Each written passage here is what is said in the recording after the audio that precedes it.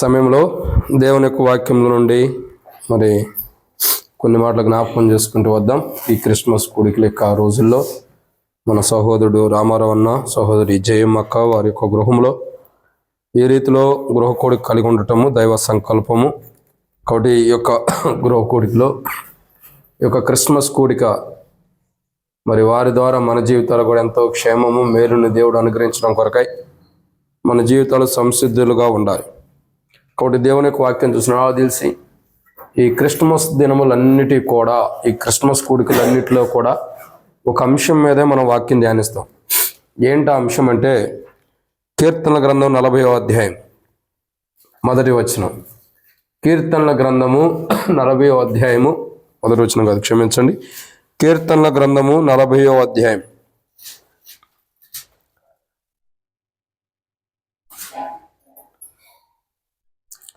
ఇక్కడ మనం దేవుని యొక్క వాక్యాన్ని చూసినట్లయితే 8వ వచనం. కీర్తనల గ్రంథము 40వ అధ్యాయం 8వ వచనం. నా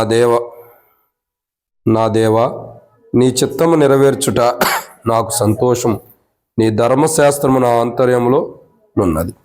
కాబట్టి ఇక్కడ మనం దేవుని యొక్క వాక్యాన్ని చూసినట్లయితే పుస్తకపు చుట్టులో ఆయన గురించి రాయబడి ఉన్నట్టు ఆయన ఏం చేశాడు, వచ్చిన్న అనుభవాన్ని మనం పైన 7వ వచనంలో మనం చదువుతాం. 7వ వచనం కూడా చదవండి. 40వ అధ్యాయం 7వ వచనం చూడండి. అప్పుడు పుస్తకపు చుట్టూ నా గురించి రాయబడిన ప్రకారం నేను వచ్చాను. కాబట్టి మనం ధ్యానించేటటువంటి అంశం ఏంటంటే ఈ క్రిస్మస్ దినంలో మనం ధ్యానించే మాట కీర్తనల గ్రంథం 40వ అధ్యాయం 7వ వచనాన్ని ఆధారం చేసుకుని ఈ క్రిస్మస్ కూడికలన్నింటిలో కూడా వర్తమానం చెప్పబడతాయి. ఇదే వచనాన్ని బేస్ చేసుకుని ఏంటి ఈ మాట ఏంటంటే పుస్తకపు చుట్టూలో నన్ను గురించి రాయబడి ఉన్నట్టు నేను వచ్చి ఉన్నాను అంటున్నాడు. పుస్తకపు చుట్టూ ఆయన గురించి ఏం రాయబడి ఉందన్నది కొన్ని విషయాలు మరి జ్యోతక గృహంలో మనం జ్ఞాపకం చేసుకుంటూ వచ్చాం. ఇప్పుడు చూసేటటువంటి మాట ఏంటంటే పుస్తకపు చుట్టూలో ఆయన గురించి రాయబడిన ప్రకారం, నా గురించి రాయబడిన ప్రకారం నేను వచ్చి ఉన్నాను అంటున్నాడు. పుస్తకపు చుట్టూ ఆయన గురించి ఏం రాయబడుతూ వచ్చింది అని అంటే ఈరోజు రెండో కోణాన్ని మనం చూస్తున్నాం. వాటిని మనం ధ్యానించే మునుపు ప్రభు నడిపింపు వచ్చిన ప్రార్థన. మమ్మల్ని మిక్కిలికి ఎక్కువగా ప్రేమించిన ప్రియ పరలోకపు తండ్రి, పరిశుద్ధుడు అయిన దేవా మీకు స్తోత్రములు. సమర తండ్రి, కొన్ని మాటలు వాక్యం ధ్యానించబోతున్న సహాయం చేయండి.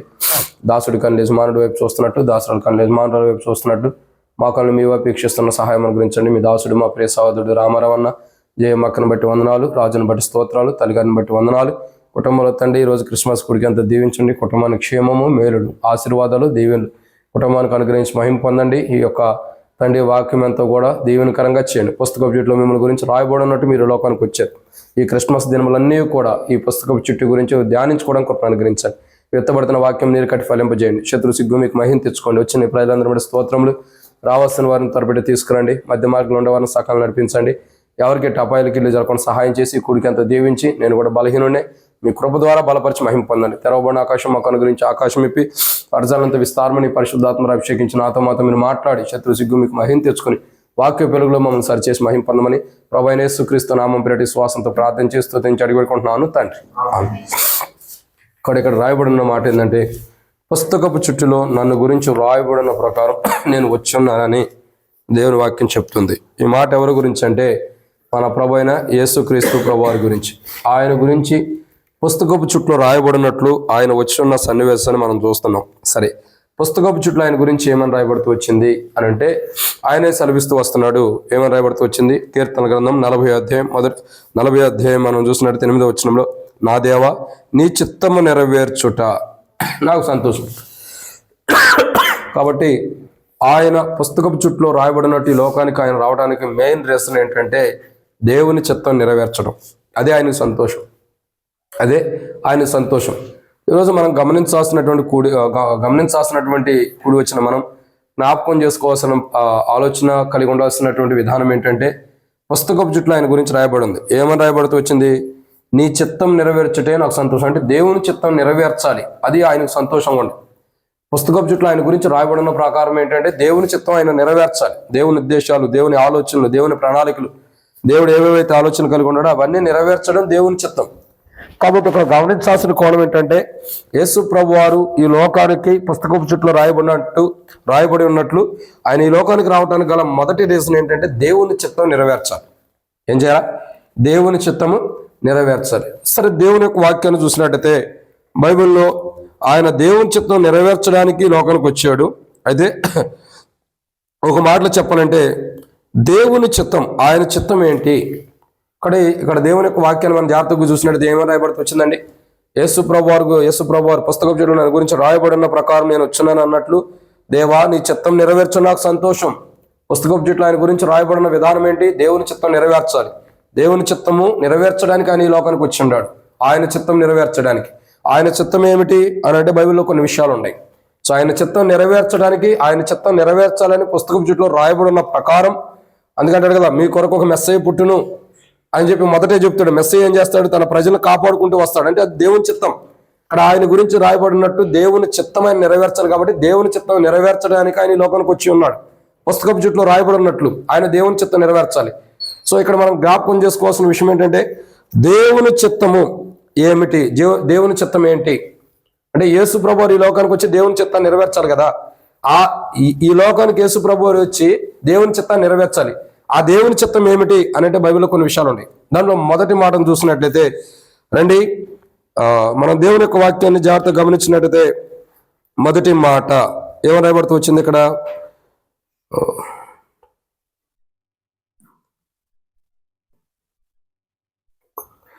ఇక్కడ మనం జ్ఞాపకం చేసుకున్న మొదటి మాట ఏంటంటే అపోస్తలుడైన పౌలు ఎఫెసీయులకు రాసిన పత్రిక 6వ అధ్యాయం 6వ వచనం.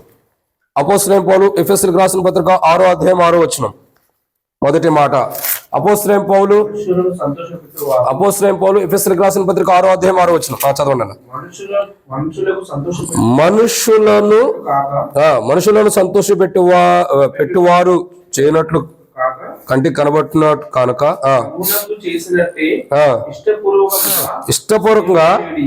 కాబట్టి ఇక్కడ మనం దేవుని యొక్క వాక్యాన్ని ఏంటంటే మనుషులను సంతోషపెట్టి వారు చేయనట్లు కంటికి కనబడుటకే కాక క్రీస్తు దాసులమని ఎరిగి దేవుని చిత్తమును మనపూర్వకంగా జరిగించుచు మనుషులకు చేసినట్టు కాక ప్రభువు చేసినట్టే ఇష్టపూర్వకమైన సేవ చేయడి. ఇక్కడ మొట్టమొదటిగా దేవుని చిత్తం ఏంటంటే మనపూర్వకమైన సేవ. ఏంటి దేవుని చిత్తం? మనపూర్వకమైన సేవ. మనపూర్వకమైనది అంటే అర్థం ఏంటి? మనపూర్వకమైనది అంటే అర్థం ఏంటి? హృదయపూర్వకంగా. ఇంకా మనపూర్వకం అంటే అర్థం ఏంటి?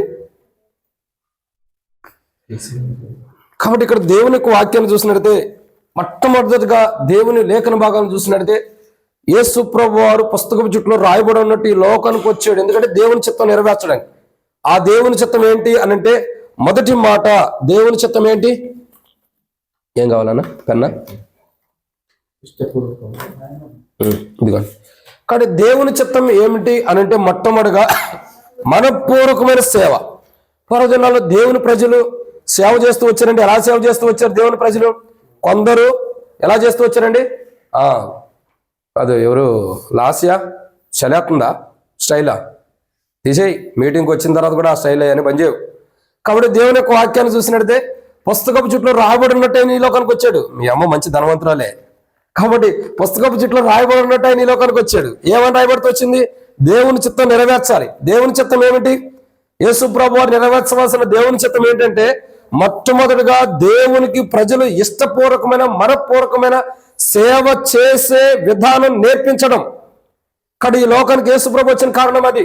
పుస్తకపు చుట్టూ రాయబడి ఉన్నట్టు ఆయన ఈ లోకానికి జన్మించడానికి మొదటి రీజన్ ఏంటంటే ఇక్కడ మనం జ్ఞాపకం చేసుకున్న దాంట్లో మొదటి రీజన్ ఏంటి? దేవునికి మనపూర్వకమైన సేవ. కొంతమంది సేవ చేస్తారు. ఎలా సేవ చేస్తారు చెప్పండి? వాటర్ తెమ్మన్నాం అనుకో, ఈయన నాకే చెబుతాడు అనుకుంటారు. ఇంకేదన్నా చేపలు ఏమన్నాం అనుకో, ఈయన నాకే చెబుతాడు. ఇంకేం చెబుతారు? ఇక కూరగాయలు తెమ్మంటే, టమాటాలు తెమ్మంటే ఈయనకి నేను తప్పితే ఇంకోటి దొరకడు అనుకుంటాం. అంటే నేనేమంటానంటే ఇది మానవులమైన మన జీవితం, మన హృదయాల్లో ఉన్న ఆలోచనలు. కానీ సేవ అన్నది ఎలా చేయాలా? సేవ ఎలా చేయాలంటే మనపూర్వకంగా చేయాలంట. అంటే దేవుని సన్నిధిలో ఏదైనా సేవ చేయటం నేర్పించడం. మనపూర్వకమైన సేవ అలాంటిది, హృదయపూర్వకమైన సేవ లాంటిది, నిండు మనసుతో చేసే సేవ లాంటిది, హృదయం ఆరాధన చేసే సేవ లాంటిది. మనకు తెలియపరచడానికి, మనకు నేర్పించడానికి ఆయన ఈ లోకానికి పుస్తకపు చుట్టూ రాయబడి ఉన్నట్టు దేవుని చిత్తం నెరవేర్చడానికి ఈ లోకానికి వచ్చాడు. మొట్టమొదటిగా దేవుని చిత్తం ఏంటంటే ఏంటి? దేవుని చిత్తం అపోస్తలుడైన పౌలు ఎఫెసీయులకు రాసిన పత్రిక 6వ అధ్యాయం 6-7 వచనాల ప్రకారం ఏమని రాయబడుతూ వచ్చింది? దేవుని చిత్తం మేము మనపూర్వకంగా మనుషులకు చేసినట్టు కాక ప్రభువుకు చేసినట్టు ఇష్టపూర్వకమైన సేవ. అంటే ఇది దేవుని చిత్తం ఏంటంటే ఇష్టపూర్వకంగా దేవునికి సేవ చేయాలి. పూర్వదినాల్లో ఎలా సేవ చేస్తూ వచ్చారు? నియమించబడిన విధానంలో మోషే ద్వారా దేవుడు ఏదైతే నియమాలు ఇస్తూ వచ్చాడో, మోషే ద్వారా ఏదైతే దేవుడు పలికిస్తూ వచ్చాడో, ఆ నియమ నిబంధనల ప్రకారం, ఆ దేవుని యొక్క ధర్మశాస్త్ర ప్రకారం, ఆ దేవుని యొక్క నిబంధన ప్రకారం, దేవుడు అనుమతించిన ఆ రోజుల్లో ఇవ్వబడినటువంటి నిబంధన ప్రకారం మనుషుడు దేవుని సన్నిధిలో సేవ చేస్తూ వచ్చేవాడు. తనది కాని సేవ తాను చేస్తే దేవుని కృత పాత్రలు అయ్యేవాడు. కానీ నేటి దినంలో చూడగా మనం రాజులైన యాజకుల సమూహంలో యేసు ప్రభువు కలువరిశిల్లో ప్రాణం పెట్టి మనం రాజులైన యాజక సమూహంలో చేర్చాడు. అటు ఈరోజు మనం అందరం కూడా ఏం చేయబడుతున్నాం? మనం అందరం కూడా ఎలాంటి వారు అంటే దేవునికి సేవ చేసేవారు. కానీ ఈరోజు ఆయన దేవుని చిత్తాన్ని నెరవేర్చడానికి ఇలా కొరకు వచ్చాడు. అసలు దేవుని చిత్తం ఏంటంటే మనపూర్వకమైనది, ఇష్టపూర్వకమైన సేవ చేయడం. అదే దేవుని చిత్తం. ఏంటి దేవుని చిత్తం? ఇష్టపూర్వకమైన సేవ. అంటే ఎవరో చెప్పారనో, ఎవరో బలవంతం చేశారనో, ఎవరో బాధ పెడితేనో, ఎవరో ఇబ్బంది పెడితేనో అలా కాదు సేవ చేసేది. సేవ అన్నది ఎలా ఉండాలా? ఇష్టపూర్వకంగా, ఇది నా పని, ఇది దేవుడు నాకు అప్పగించింది, ఇది దేవుడు నాకు ఇచ్చిన పని, ఇది నేను మాత్రమే చేయాలని ఇష్టపూర్వకంగా చేసేది. ఎలా చేసేదండి? ఇష్టపూర్వకంగా. ఇక్కడ మొట్టమొదటి మాట చూసినట్టయితే ఆయన చిత్తం నెరవేర్చడానికి లోకానికి వచ్చాడు. ఆ చిత్తం నెరవేర్చాలి. పుస్తకం చుట్టూ రాయబడినట్టు ఆ చిత్తం ఏంటి? మొట్టమొదటిగా దేవుని చిత్తం ఏంటంటే దేవునికి ఇష్టపూర్వకమైన సేవ. ఈ లోకంలో చాలా మంది సేవ చేస్తూ వచ్చారు. యేసుప్రభు వారు రాకమునుపు కానీ, యేసుప్రభు వారు వచ్చిన తర్వాత కానీ దేవునికి ఇష్టపూర్వకమైన సేవ చేసిన వారిలో ప్రథమ స్థానంలో ఎవరున్నారంటే యేసుప్రభు వారే. ఆయన తప్పితే దేవునికి ఇష్టమైన సేవ చేసిన వాళ్ళు ఉన్నారు. బహుశా ఎక్కడో కొట్ట దేవుని బాధ పెట్టి దుఃఖపెట్టి ఉండొచ్చు, లేదా ఒకవేళ దేవునికి అయిష్టకరమైన పని ఎక్కడైనా చేసి ఉండొచ్చు.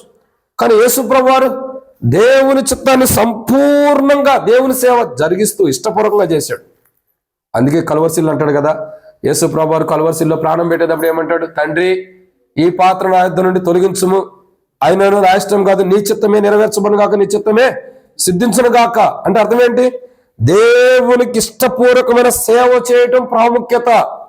హృదయపూర్వకమైన సేవ, ఇష్టపూర్వకమైన సేవ, మనపూర్వకమైన సేవ. అది దేవుని దృష్టిలో దేవుని దృష్టిలో మానవుడు చేయలేకపోతున్నాడు కాబట్టి దేవునికి ఇష్టమైన సేవ. అది చేపించడానికి మనుషులమైన మన ద్వారా దేవునికి ఇష్టమైన సేవ మనల్ని ఏర్పరచుకుని చేపించడానికి ఆయన ఈ లోకానికి వచ్చాడు. కానీ మొట్టమొదటిగా పుస్తకం చుట్టూ రాయబడి ఉన్నట్టు ఆయన ఈ లోకానికి వచ్చాడు. ఏంటంటే దేవుని చిత్తం నెరవేర్చడానికి. ఆ దేవుని చిత్తం ఏంటి? మొట్టమొదటిగా మనపూర్వకమైనటువంటిది, ఇష్టపూర్వకమైన సేవ. కానీ మొట్టమొదటిగా మనం చూసినట్టయితే ఆయన ఈ లోకానికి వచ్చి దేవుని చిత్తాన్ని నెరవేరుస్తున్నాడు. దేవుని చిత్తం అంటే ఏంటి? మనపూర్వకంగా జరిగించాలి దేవుని చిత్తం. ఏంటి ఆ దేవుని చిత్తం అంటే? హృదయమార జరిగించాలి దేవుని చిత్తం. ఆ దేవుని చిత్తం ఏంటి? ఇష్టపూర్వకమైన సేవ. సేవ చేయడమే దేవుని చిత్తం. ఈ రోజుల్లో చాలా మంది దేవుని సేవ చేయమంటే చదువులని, జాబులని, వివాహాలని, కుటుంబాలని, పిల్లలని, ఇంకెన్నెన్నో ఆక్షేపణలు, ఆటంకాలు ఉంటాయి. ఇక్కడ సేవలో వయసుతో సంబంధం లేదు. సమూయేలు ఎన్ని సంవత్సరాల నుంచి సేవ చేస్తున్నాడు? 5-6 సంవత్సరాల నుండి. ఇంకా అదే హెబ్రీ స్త్రీలు పాలు మార్చడం అంటే నాకు తెలిసిన లెక్కలో 5 సంవత్సరాలకి పాలు విడిచేటట్టు ఉండిద్దంట. అంటే 5-6 సంవత్సరాల నుంచి స్టార్ట్ అవుతున్నట్టే కదా. అంటే ఈ రీతిలో లెక్కేసుకుంటే చాలా అనుభవాలు ఉంటాయి. కాబట్టి చాలామంది యొక్క జీవితంలో దేవుని సేవ ఇష్టపూర్వకంగా చేశారు. అలా మానవుడు కొందరు అయిష్టంగా చేసిన వారు కూడా ఉన్నారు. దేవుని సేవ బైబిల్లో కొందరు అయిష్టంగా దేవుని సేవ చేసిన వాళ్ళు ఉన్నారు. అక్కడ అలా మీరు చేయకూడదని చెప్పి ఇష్టపూర్వకంగా మనస్ఫూర్తి కలిగినటువంటి సేవ చేయడమే దేవుని చిత్తం. ఆ మనపూర్వకమైన దేవుని సేవ మనం చేయటం కొరకే ఈ లోకానికైనా దిగి వచ్చేది. ఇది మొదటి మాట. దేవుని చిత్తం ఏంటి? మనం ఇష్టపూర్వకంగా సేవ చేయడమే దేవుని చిత్తం. మనము ఇష్టపూర్వకంగా సేవ చేయడమే దేవుని చిత్తం. ఆ దేవుని చిత్తాన్ని మనకు తెలియపరచడానికి, ఆ దేవుని చిత్తం ఏంటో దేవుని దృష్టిలో ఆయన ఇష్టపూర్వకమైన సేవ ఈ లోకంలో జరిగించడం ద్వారా దేవునికి ఇష్టపూర్వకమైన సేవ చేయడానికి ఆయన ఈ లోకానికి వచ్చాడు. ఆ సేవ మనం కూడా చేపించేటట్టు మనతో మాట్లాడుతున్నాడు. అయితే ఆ దేవునికి ఇష్టమైన సేవ ఆయన చేశాడు కాబట్టి గొప్ప ఘనత పొందిన వాడుకుంటూ వస్తున్నాడు. కాబట్టి దేవుని చిత్తం మొట్టమొదటి ఏంటంటే దేవునికి ఇష్టమైన సేవ చేయాలి, మనకి ఇష్టమైన సేవ కాదు. చాలా మంది దేవుని బిడ్డలు ఎలా ఉంటారు తెలుసా? నాకు ఇష్టమైన వాళ్ళకి నేను సేవ చేస్తానంటారు. ఒకవేళ సేవకుడు మంచినీళ్ళు తెమ్మన్నారు అనుకో, నన్ను కాదు అన్నట్టు మౌనంగా ఉంటాం. ఎందుకంటే ఆయన అంటే నాకు ఇష్టం లేదు. మనం సేవ ఎలా చేయాలా? ఇష్టపూర్వకంగా, హార్ట్ఫుల్గా, హృదయమారా దేవునికి సేవ చేయాలంట. అదే దేవుడు కోరుకునేది. ఇది దేవుని చిత్తం. దేవుని చిత్తం ఏంటంటే దేవుని హృదయపూర్వకముగా మనస్ఫూర్తిగా దేవుని సేవ చేయటమే దేవుని చిత్తం. మనస్ఫూర్తిగా హృదయమారా దేవునికి సేవ చేయటమే దేవుని చిత్తం. ఇది మొదటిది. ఇలా దేవునికి హృదయమారా మనస్ఫూర్తిగా సేవ చేయటానికి, దేవుని సేవ అనేకుల్ని ఆయన చేసి అనేకుల్ని ఆ మార్గంలో నడిపించడం కొరకై ఆయన పుస్తకపు చుట్టూ రాయబడినట్టు దేవుని చిత్తాన్ని నెరవేర్చడానికి ఈ లోకానికి వచ్చాడు. దేవుని చిత్తం ఏంటి? మొట్టమొదటిగా మనస్ఫూర్తిగా సేవ చేయటం. ఆయన చేసాడు ఆ సేవ దేవుని కొరకు, అట్లా మనం కూడా చేసేటట్టు మనకు నేర్పించడం కొరకు ఆయన ఈ లోకానికి వచ్చాడు. ఇది దేవుని చిత్తం మొట్టమొదటిగా. రెండోదిగా చూసినట్లయితే రండి దేవుని యొక్క వాక్యాన్ని చూస్తున్నాం. మత్తయి సువార్త 18:14 వచ్చిన. మత్తయి సువార్త 18:14 మత్తయి సువార్త 18:14 అలాగుననే ఈ చిన్న వారిలో ఒకడైనను నశించుట పరలోకమందున్న మీ తండ్రి చిత్తము కాదు. కాబట్టి మత్తయి సువార్త 18:14 మనం చూసినట్లయితే రెండో కోణం చూస్తున్నాం. ఆయన పుస్తకపు చుట్టూ రాయబడి ఉన్నట్టు ఈ లోకానికి వచ్చాడు. పుస్తకపు చుట్టూ రాయబడిన విధానం ఏంటి? దేవుని చిత్తం నెరవేర్చడం. సో ఆయన దేవుని చిత్తం నెరవేర్చడానికి ఈ లోకానికి వచ్చాడు. దేవుని చిత్తం ఏంటి? మొట్టమొదటిగా దేవునికి మనపూర్వకమైనది, ఇష్టపూర్వకమైన సేవ చేయటం. అది మనం చేయలేకపోతున్నాం.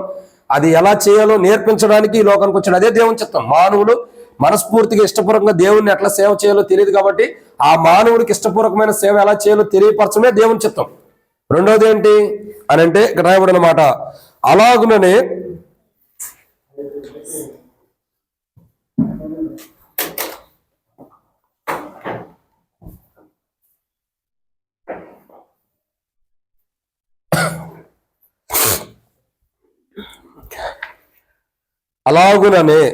ఏమని రాయబడుతూ వచ్చింది? అలాగునని చిన్నవారిలో ఒకడైనను నశించుట పరలోకమందున మీ తండ్రి చిత్తము కాదు. కాబట్టి రెండోదిగా దేవుని చిత్తం నెరవేర్చడానికి వచ్చాడు. ఏంటి రెండోదిగా దేవుని చిత్తం అంటే? ఇక్కడ రాయబడిన రెండో కోణం ఏంటి? దేవుని చిత్తం ఏంటంటే ఇక్కడ రాయబడిన రెండో మాట, ఈ చిన్నవారిలో ఒక్కడైనా నశించుట పరలోకమందున మీ తండ్రి చిత్తం కాదు. అంటే అర్థం ఏంటి? అందరూ రక్షించబడాలన్నది దేవుని చిత్తం. అందరూ ఇక్కడ రాయబడి అందరూ కూడా ఎవరు నశించిపోకూడదన్నది దేవుని చిత్తం. దేవుని చిత్తం ఏంటండి? ఎవరు కూడా నశించిపోకూడదన్నది దేవుని చిత్తం. ఇక్కడ బైబిల్లో రాయబడినటువంటి రెండో కోణాన్ని మనం జ్ఞాపకం చేసుకున్నట్టయితే ఆయన దేవుని చిత్తాన్ని నెరవేర్చడానికి లోకానికి వచ్చి ఉన్నాడు. పుస్తకపు చుట్టూ రాయబడినట్టు దేవుని చిత్తం ఏంటి? మొట్టమొదటిగా దేవుని చిత్తం ఏంటి? మనస్ఫూర్తిగా దేవునికి సేవ ఎలా చేయాలో నేర్పించడం దేవుని చిత్తం. రెండోదిగా ఈ భూమి మీద చిన్నవారిలో ఒకరైనా కాదు, ఎవరిని నశించడానికి ఇష్టం లేదు.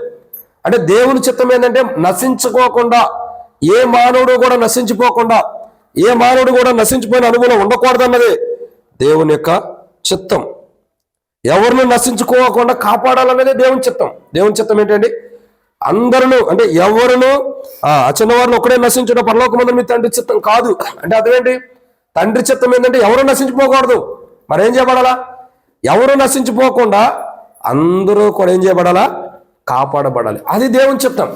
ఎక్కడి నుండి కాపాడబడాలి? ఒకరోజు ఉగ్రత రాబోతుంది, ఒకరోజు భయంకరమైన ఉగ్రత రాబోతుంది, ఒకరోజు దారుణమైనటువంటి ఉగ్రత రాబోతుంది, ఒకరోజు ఈ ప్రపంచం మీదకి భయంకరమైనటువంటి ఉగ్రత రాబోతుంది. ఆ భయంకరమైన ఉగ్రతలో మానవుడు కాలిపోకూడదని, మానవుడు దహించి వేయబడకూడదని, ఆ భయంకరమైన ఉగ్రత నుండి కాపాడబడాలని దేవుని ప్రణాళిక. అంటే ఇక్కడ దేవుని చిత్తం ఏంటి చెప్పండి? ఎవరూ నశించిపోవడం దేవుని చిత్తం కాదు. ఏ మానవుడు నశించిపోకూడదనేది దేవుని చిత్తం. అంతరును మారుమోసి పొందాలనేది దైవ సంకల్పం. అంటే ఇక్కడ దేవుని యొక్క వాక్యాన్ని చూసినట్టే, బైబిల్లో చూసినట్టే, రాయబడిన వారు చూసినట్టే దేవుని చిత్తాన్ని నెరవేర్చడం కానీ ఈ లోకానికి వచ్చాడు. అటువంటి దేవుని చిత్తం ఏంటి? మనుషులు ఇష్టపూర్వకమైన సేవ ఎలా చేయాలో తెలియపరచడం దేవుని చిత్తం. రెండోది దేవుని చిత్తం ఏంటి? ఎవరిని నశించిపోకూడదు. అంటే అందరినీ కాపాడాలి. ఎవరు అందరూ? ఈ చిన్నవాళ్ళు ఒక్కడైనా నశించిపోట మీ తండ్రి చిత్తం కాదన్నాడు. మరి చిన్నవాడు అంటే ఎవరు ఆయన వారంటే బైబిల్ రాబడుతూ వచ్చింది, జగత్పునాది వేయబడక మునిపే క్రీస్తు యేసులో దేవుడు ఎవరినైతే ఏర్పరచుకున్నాడో, ఎవరినైతే అనాది కాల సంకల్పంలో దేవుడు క్రీస్తు యేసులో ఏ మానవుడితో రక్షించబడి దేవుని రాజ్యానికి నశించిపోకుండా వారసుడు అవ్వాలని దేవుడు ఇష్టపడ్డాడో ఆ మానవుడిని కాపాడటానికి ఆయన ఈ లోకానికి వచ్చి ఉన్నాడు. అటువంటి వారు అంటే జగత్పునాది వేయబడక మునిపే క్రీస్తు యేసులో దేవుడు ఏర్పరచుకున్న మనుషులు దేవుని ఉగ్రతను బట్టి నశించిపోకుండా కాపాడబడాలన్నది. దేవుని ఉగ్రతను బట్టి నశించిపోకుండా కాపాడటం కొరకై దేవుని ప్రణాళిక అదే. కాబట్టి అలా కాపాడటానికి ఆయన ఈ లోకానికి వచ్చాడు. అదే దేవుని చిత్తం. దేవుని చిత్తం ఏంటండి? అనేకులు నశించిపోకుండా కాపాడటం. అందుకంటాడు కదా, మనం మార్క్స్ వార్త అక్కడ చూస్తూ వస్తాం. నశించిన దాన్ని వెతికి రక్షించడానికి మనిషి కుమారుడు లోకానికి వచ్చాడు. నశించిన దాన్ని వెతికి రక్షించడానికి అంటే అర్థం ఏంటి? అదే దేవుని చిత్తం. అంటే ఎవరినో నశించిపోవడం దేవుని చిత్తం కాదు. అంటే అర్థం ఏంటి? నశించిపోతున్న స్థితిలో నశించిపోతున్నటువంటి అనుభవం ఉన్న వాడిని వెతికి రక్షించడానికి మనిషి కుమారుడికి లోకానికి ఆయన వచ్చాడు. అది దేవుని చిత్తం. వెతికి కాపాడటానికి ఈ లోకానికి వచ్చాడు. నశించిపోతున్న ప్రతి ఒక్కరిని ఈ లోకంలో పాపంలో కానీ, లోకంలో కానీ, శరీరాశలో కానీ, నేత్రాశల్లో కానీ రకరకాల విధానాల్లో నశించిపోతున్న మానవుల్ని కాపాడటం కొరకై యేసు ప్రభువారు ఈ లోకానికి దిగి వచ్చిన వాడిగా ఉన్నాడు. అది దేవుని చిత్తం. దేవుని చిత్తం ఏందండి? నశించిపోతున్న వారిని కాపాడటమే దేవుని చిత్తం. ఎవరిని?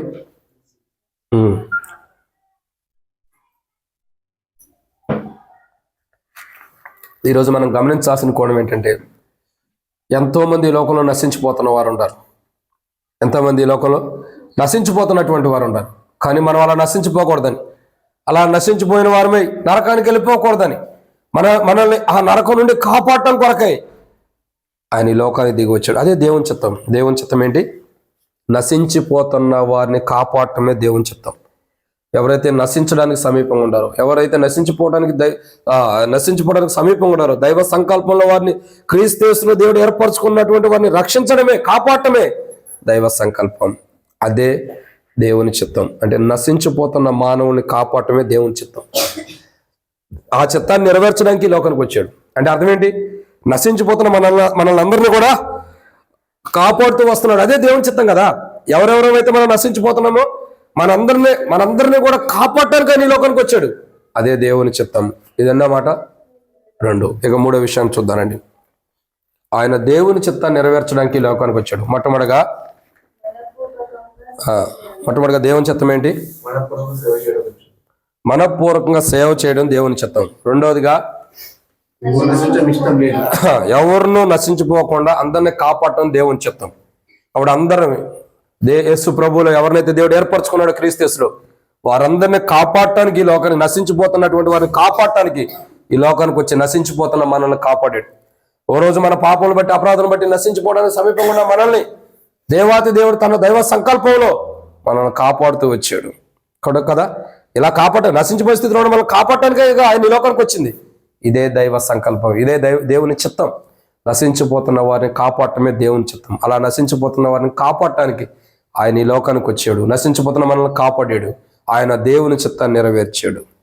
అంటే ఇలాంటి బాధ్యత మన మీద కూడా ఉంది. నశించిపోతున్నటువంటి వారిని కాపాడే బాధ్యత మనకు కూడా ఉంది. అదే దేవుని సత్య సువార్త ప్రకటించి ఇక్కడ అలాగ మనం నశించిపోతున్నటువంటి వారిని కాపాడే బాధ్యత మనకి ఇవ్వటం కొరకాయి, అలా నశించిపోయే వారందరిని కాపాడటం కొరకాయి దేవుడు మనల్ని ఈ లోకానికి యేసు ప్రభువుని ఎలా పంపించాడో అలా మనల్ని ఈ లోకానికి, ఈ నర్సాపూర్ పట్టణంలో మన తల్లిదండ్రుల యొక్క గర్భంలో దేవుడు నిర్మించాడు.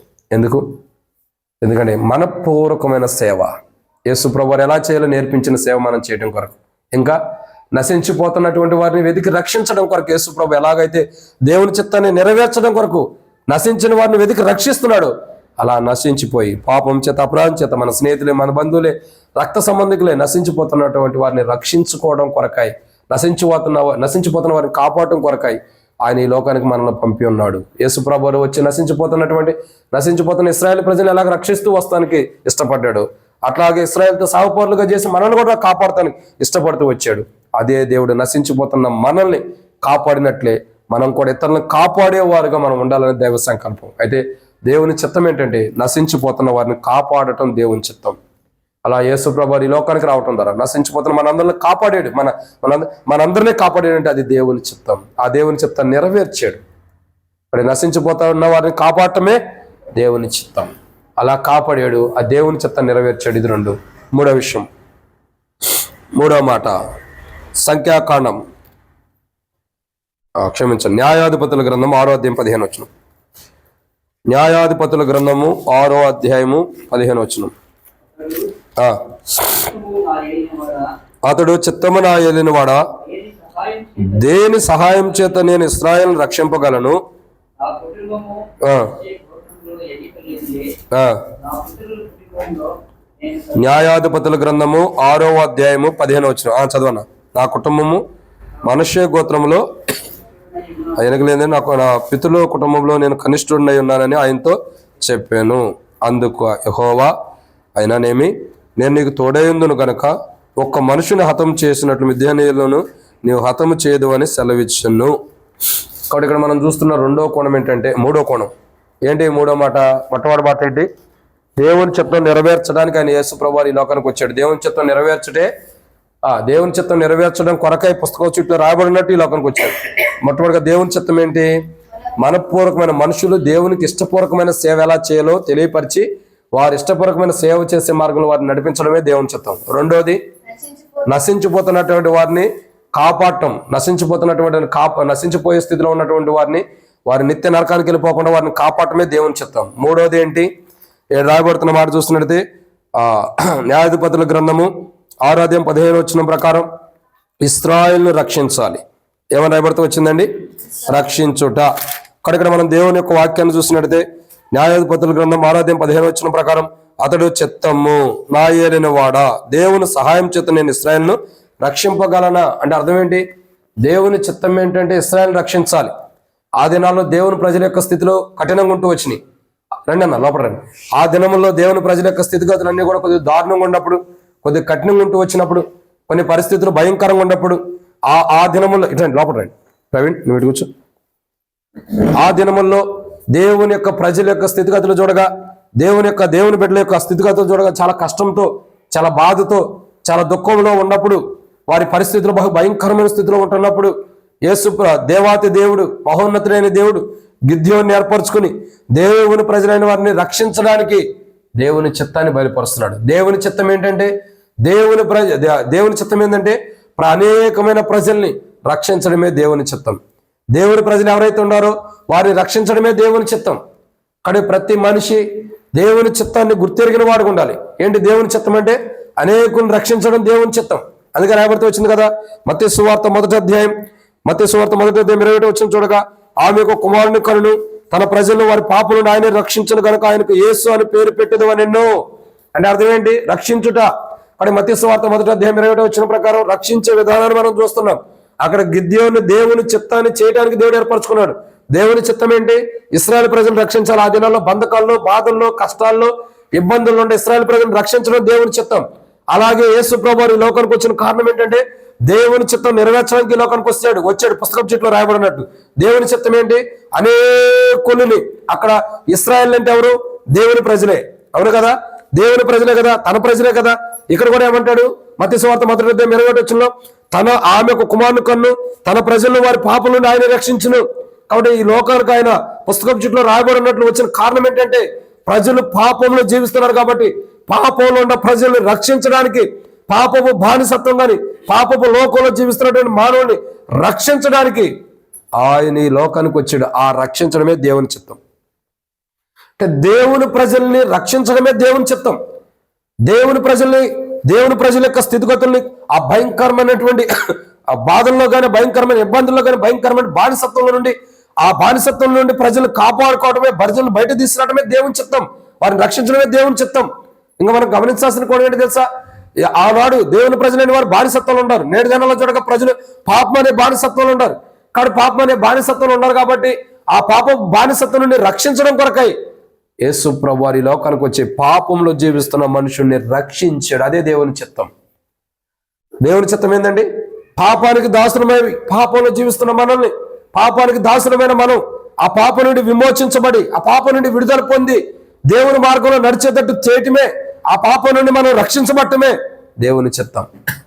అలా దేవుని చిత్తాన్ని నెరవేర్చడానికి ఆయన ఈ లోకానికి వచ్చాడు. ఏంటంటే ఇది ఎన్నో మాట? ఇది మూడవదిగా దేవుని చిత్తం ఏంటంటే, మూడవ మాట దేవుని ప్రజల్ని రక్షించడమే దేవుని చిత్తం. దేవుని ప్రజలు నాశనమైపోకూడదు, దేవుని ప్రజలు నష్టపోకూడదు, దేవుని ప్రజలు కీడు తెచ్చుకోకూడదు, దేవుని ప్రజలు భయంకరమైన స్థితిలో నష్టపోకూడదు. వారిని కాపాడటమే దేవుని చిత్తం. వారు కాపాడబట్టమే, వారిని రక్షించడమే దేవుని చిత్తం. అక్కడ మూడో కోణం ఏంటంటే ఆయన పుస్తకం చుట్టూ రాయబడి ఉన్నట్టు దేవుని చిత్తం నెరవేర్చడానికి లోకానికి వచ్చాడు. మూడవదిగా దేవుని చిత్తం ఏంటి? దేవుని ప్రజల్ని రక్షించడమే దేవుని చిత్తం. దేవుని ప్రజలైన వారు ఎవరెవరైతే ఉంటూ వచ్చారు ఈ లోకంలో ఎవరెవరైతే దేవుని ప్రజలు జీవిస్తూ వస్తున్నారు, ఈ లోకంలో ఎవరెవరైతే దేవుని ప్రజలు నివసిస్తూ వస్తున్నారు, వారిని రక్షించడమే దేవుని చిత్తం. పుస్తకం చుట్టూ రాయబడిన విధానం ప్రకారం ఆయన వచ్చాడు. ఎందుకు? అది కదా సమరయ స్త్రీ కానీ ఇంకోరు చెబుతూ వస్తాడు, మాకు మెస్సయ్య వస్తాడు, ఆయన మమ్మల్ని కాపాడుతాడు, ఆయన మమ్మల్ని విమోచిస్తాడు, విడుదలస్తాడు, రక్షిస్తాడు అంటే అర్థం ఏంటి? దేవుని చిత్తం ఏంటంటే దేవుని ప్రజల్ని రక్షించడం. అలా సమరయ స్త్రీని రక్షించాడు, అలా వ్యభిచారం చేత పట్టుబడిన స్త్రీని రక్షించాడు, అలా ఘోరమైన పాపములు చేసిన ఆమెను రక్షించాడు. ఇంకా చూడగా ఒక పాపి దేవాలయం ఎదుట తలెత్తడానికి కూడా యోగ్యత లేని పాపిని రక్షించిన అనుభవం దేవుడు తీసుకొచ్చాడు. అంటే దైవ సంకల్పం ఏంటంటే మానవుడు పాపం నుండి చనిపోవటం కాదు, ఆ పాపం నుండి విమోచించబడి పాపం నుండి రక్షించబడి దేవుని రాజ్యానికి వెళ్ళటం దేవుని చిత్తం. కాబట్టి యేసు ప్రభువారు ఈ లోకానికి జన్మించడానికి కారణం పుస్తకపు చుట్టూ రాయబడి ఉన్నట్లు. పుస్తకపు చుట్టూ ఏమని రాయబడుతూ వచ్చింది? దేవుని చిత్తం నెరవేర్చురా. దేవుని చిత్తం ఏంటంటే ఏంటి? దేవుని చిత్తం నెరవేర్చాలి. ఏంటి దేవుని చిత్తం? మొట్టమొదటిగా మనపూర్వకంగా అంటే మనం హృదయమారి ఇష్టపూర్వకంగా దేవుని సేవ చేయడమే దేవుని చిత్తం. 2, నశించిపోతున్నటువంటి వారిని కాపాడటమే దేవుని చిత్తం. 3, పాపంలో ఉన్నటువంటి వారి పాపం నుండి విమోచించి వారిని రక్షించడమే దేవుని చిత్తం. 4వదిగా దేవుని చిత్తం అంటే ఏంటంటే రండి దేవుని యొక్క వాక్యాన్ని చూసినట్లయితే 4వ మాట మత్తయి సువార్త 6వ అధ్యాయం 10వ వచనం. మత్తయి సువార్త 6వ అధ్యాయం 10వ వచనం. నీ రాజ్యము వచ్చుగాక, నీ చిత్తము పరలోకమందు నెరవేర్చినట్టు భూమి యందును నెరవేరునుగాక. పరలోకమందున్న నా తండ్రి, నీ నామం పరిశుద్ధపరచబడునుగాక, నీ రాజ్యం వచ్చునుగాక, నీ చిత్తము పరలోకమందు నెరవేర్చినట్లు భూమి అందును నెరవేరునుగాక. నువ్వు చదివింది అదే కదన్నా? కదా, అదేగా చదివింది. సరే. కాబట్టి ఇక్కడ దేవుని యొక్క వాక్యాన్ని చూసినట్టే ఎన్నో వాటిది 4వదిగా ఆయన గురించి పుస్తకపు చుట్టూ రాయబడి ఉన్నట్టు ఆయన ఈ లోకానికి వచ్చాడు. పుస్తకపు చుట్టూ ఏమని రాయబడుతూ వచ్చింది? దేవుని చిత్తం నెరవేర్చాలి. దేవుని చిత్తం ఏంటి? మనపూర్వకంగా దేవుని సేవ చేయడమే దేవుని చిత్తం. అది మనుషులమైన మనకు ఆయన నెరవేర్చాడు, మనకు కూడా నేర్పించడానికి వచ్చాడు. 2, నశించిపోతున్న వారిని కాపాడుకోవడం, అది దేవుని చిత్తం. 3, దేవుని ప్రజలను రక్షించడం దేవుని చిత్తం. 4వదిగా చూసినట్టయితే మత్తయి సువార్త 6వ అధ్యాయం 10వ వచనం ప్రకారం పరలోకములో ఏదైతే దేవుని రాజ్యం నడిపించబడుతుందో భూమి మీద కూడా ఆ దేవుని రాజ్యం నడిపించబడటమే దేవుని చిత్తం. ఇక్కడ ఏమంటాడు చూడండి, ప్రభు మాట్లాడుతుంది, నీ రాజ్యం వచ్చును గాక, పరలోకమందున్న తండ్రి, మా తండ్రి, నీ నామం పరిశుద్ధపరచబడును గాక, నీ రాజ్యం వచ్చును గాక, నీ చిత్తం పరలోకమందు నెరవేరినట్లు భూమి అందును. అది ఇక్కడ దేవుని చిత్తం ఏంటంటే పరలోకంలో దేవుని నిర్ణయాలు, దేవుని ఇష్టాలు ఎలాగైతే నెరవేర్చబడుతున్నాయో భూమి మీద కూడా అలా నెరవేర్చబడటమే దేవుని చిత్తం. అర్థమవుతుందండి? పరలోకంలో దేవుని ఇష్టాలు ఏదైతే జరుగుతున్నాయో, పరలోకంలో దేవుని ఇష్టం ఏదైతే జరుగుతుందో, ఏదైతే పరలోకంలో దేవుని ఇష్టం ఉందో భూమి మీద కూడా ఆ దేవుని ఇష్టము, ఆ దేవుని ఇష్టాలు జరిగించబడటమే దేవుని చిత్తం. సో ఇప్పుడు గమనించండి, యేసు ప్రభు వారు రాకమునుకు మానవుడు దేవుని చిత్తాన్ని చేశాడా? దేవుని చిత్తం పరలోకంలో నెరవేరినట్టు భూమి మీద నెరవేర్చేటట్టు చేశాడా? లేదు. చేశాడా? లేదు. కానీ ఇప్పుడు మనం దేవుని చిత్తాన్ని నెరవేర్చేటట్టుగా వచ్చి ఉన్నాం అనుభవం. అందుకే మనం దేవుని కొరకు ఒక రాజ్యముగాను ఎలా ఉన్నాం? మనం దేవుని కొరకు ఒక రాజ్యముగాను మనం చేపడుతూ వచ్చాం. ఈ గొప్ప ధన్యతలకు మనం ఎలా వచ్చాం? దేవునికి ఒక రాజ్యంగా చేపట్టడం అంటే అర్థం ఏంటి? పరలోకంలో దేవుని రాజ్యం ఎలా ఉందో భూమి మీద కూడా ఆ రాజ్యం సిద్ధపరచబడిందని అర్థం. పరలోకంలో దేవుని చిత్తం ఎలా ఉందో భూమి మీద కూడా నెరవేర్చబడిందని అర్థం. కాబట్టి దేవుని చిత్తాన్ని నెరవేర్చడానికి ఆయన వచ్చాడు. దేవుని చిత్తం ఏంటి? దేవుని చిత్తం ఏంటంటే పరలోకంలో దేవుని ఇష్టం ఎలా ఉందో భూమి మీద కూడా అలా దేవుని ఇష్టం మనుషుల్లో జరిగించబడాలి. పరలోకంలో దూతల మధ్యలో దేవుని ఇష్టం ఎలా జరుగుతుందో, పరలోకంలో ప్రధానుల మధ్య, అధికారుల మధ్య 24 పెద్దలు 4 జీవులను రాయబడుతూ వచ్చింది కదా. దేవుని ప్రజల మధ్య, దేవుని యొక్క దూతల మధ్యలో దేవుని ఇష్టం, దేవుని ఉద్దేశం, దేవుని సంకల్పం, దేవుని ఆలోచనలు, దేవుని ప్రణాళికలు ఎలాగైతే పరలోకంలో నెరవేర్చబడుతున్నాయో అవి భూమి మీద ఉన్న మనుషుల్లో కూడా అవి నెరవేర్చబడేటట్టు చేయటమే దేవుని చిత్తం. ఏంటి దేవుని చిత్తం అండి? భూమి మీద ఉన్న మనుషుల్లో కూడా అక్కడే ఇట్లా భూమి మీద ఉన్న మనుషుల్లో కూడా అది నెరవేర్చబడేటట్టు చేయటమే దేవుని చిత్తం. దేవుని చిత్తం ఏంటి? దేవుని ఇష్టం పరలోకం ఎలా ఉందో భూమి మీద కూడా మనలో అలా ఉండటమే దేవుని చిత్తం. కుర్చీ లేదా? కుర్చీ ఒకటి తీసుకురా. కాబట్టి దేవుని చిత్తం ఏంటంటే పరలోకంలో ఏదైతే దేవుని ఇష్టం ఉందో అది మన జీవితంలో కూడా జరిగించబట్టమే దేవుని చిత్తం. ఒకప్పుడు మన దేవుని ఇష్టం మన జీవితంలో జరగల. ఒకప్పుడు దేవుని ఇష్టం అంటే ఏంటో మన జీవితంలో లేదు. ఒకప్పుడు దేవుని ఇష్టం మన జీవితంలో లేదు. ఎందుకు? దేవుని ఇష్టం లేదు కాబట్టి. అందుకే యేసు ప్రభువు అంటాడు, బైబిల్లో రాయబడుతూ వచ్చిన మాటలు కూడా చూసినట్లయితే అందరూ తమ సొంత కార్యములు చూసుకుంటున్నారని, యేసుక్రీస్తు కార్యములు చూడలేదని పౌలు కూడా చెబుతూ వస్తాడు. యేసు ప్రభువు వారి దగ్గరికి వచ్చి అంటాడు, అయ్యా కొంతమంది అడుగుతారు, మరి ఏంటి నీ పరిస్థితి ఏంటి, ఎట్లా ఉంటావు, ఎట్లా పడుకుంటావు అంటే, నక్కలకి బొరియలకి స్థలం ఉంది కానీ మనిషి కుమారుడు తలవాల్చుకున్నట్టుకైనాను స్థలం లేదు. ఇక్కడ మెయిన్ రీజన్ ఏంటి? దేవుని చిత్తం, దేవుని ఇష్టం మనుషుల్లో లేదు. ఆ రోజుల్లో దేవుని ఇష్టం మనుషుల్లో ఉంటే యేసు ప్రభువు వారు తలవాల్చుకోవడానికి స్థలం ఎందుకు దొరకదు? యేసు ప్రభువు వారు తలవాల్చుకోవడానికి స్థలం లేదంటే అర్థం ఏంటి? ఇట్లా అన్న లోపలికి రండి, మీరు అక్కడ లేను బ్రదర్, ఇటుగో ప్రవీణ్ రానా, మీరు కూర్చొని. ఈ కుర్చీ మర్చిపోయా, ఈ కుర్చీ తీసండి, కుర్చీలు ఉండే కదా, కూర్చోండి. ఇగో ఈ కుర్చీ అటు సుగుణం అక్కకి ఉండి, సుగుణం అక్క ఇచ్చే ప్రవీణ్, వేడే కూర్చో. కాబట్టి దేవుని చిత్తం ఏంటి? దేవుని చిత్తం ఏంటంటే పరలోకంలో దేవుని ఇష్టమేమో, మనుషుల మధ్యలో దేవుని ఇష్టమేమైందో భూమి మీద కూడా ఆ ఇష్టం నెరవేర్చబట్టం దేవుని ఇష్టం, దేవుని చిత్తం. కానీ మానవుడి యొక్క జీవితం చూడగా, మానవుడి యొక్క ఇరా హర్ష నువ్వు కూర్చో, హర్ష ఇది కూర్చో. దేవుని యొక్క దైవ సంకల్పంలో, దేవుని యొక్క ప్రణాళికలో మనుషులు ఎవరూ కూడా దేవుని ఇష్టాన్ని చేయలేని స్థితిలో ఉన్నారు. చాలా మంది మనుషుల యొక్క జీవితం చూడగా పరలోకంలో దేవుని ఇష్టం ఉంది కానీ భూమి మీద ఉన్న మనుషుల్లో దేవుని ఇష్టం లేదు.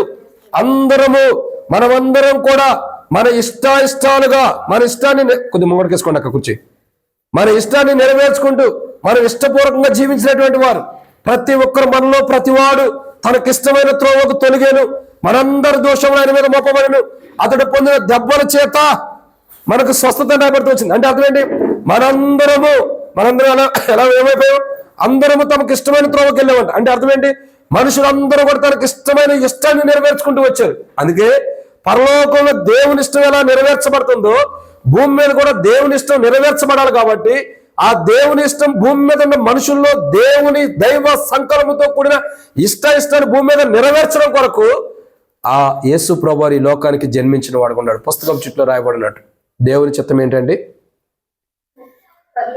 పరలోకంలో ఏదైతే దేవుని చిత్తం అంటే దేవుని ఇష్టం నెరవేర్చబడుతుందో భూమి మీద ఉన్న మనుషులమైన మనలో కూడా ఆ దేవుని ఇష్టం నెరవేర్చబడాలి. ఏం చేయబడాలా? ఆ దేవుని ఇష్టం నెరవేర్చబడాలి. అదే దేవుని చిత్తం, అదే దేవుని చిత్తం. ఏంటి ఆ దేవుని చిత్తం? యేసు ప్రభు పరలోకంలో దేవుని ఇష్టం ఉంది. ఆ ఇష్టమే భూమి మీద కూడా ఉండాలి. మనుషుల్లో, మానవులమైన మన హృదయాల్లో మన ఇష్టం కాకుండా, మన ఉద్దేశాలు కాకుండా, మన ఆలోచనలు కాకుండా దేవుని ఇష్టాలు మన హృదయంలో ఉండేటట్టు చేయడం కొరకై, దేవుని ఇష్టాలు మన హృదయంలో మనం కలిగి ఉండేటట్టు మనం సిద్ధపరచడం కొరకై యేసు ప్రభువు ఈ లోకానికి జన్మించాడు. అదే దేవుని చిత్తం. దేవుని చిత్తం ఏంటండి? మొట్టమొదటిగా దేవుని చిత్తం ఏంటి? మనపూర్వకమైన సేవ చేయడం దేవుని చిత్తం. రెండోదిగా నశించిపోతున్నటువంటి వారిని కాపాడటం దేవుని చిత్తం. మూడోదిగా దేవుని ప్రజలను రక్షించడం దేవుని చిత్తం. నాలుగోదిగా పరలోకంలో దేవుని ఇష్టం. అంటే పరలోకంలో దేవుని ఇష్టం ఏదైతే ఉందో భూమి మీద ఉన్న మనుషుల్లో కూడా దేవుని ఇష్టం ఉండటమే దేవుని చిత్తం. దేవుని చిత్తం ఏంటి? పరలోకంలో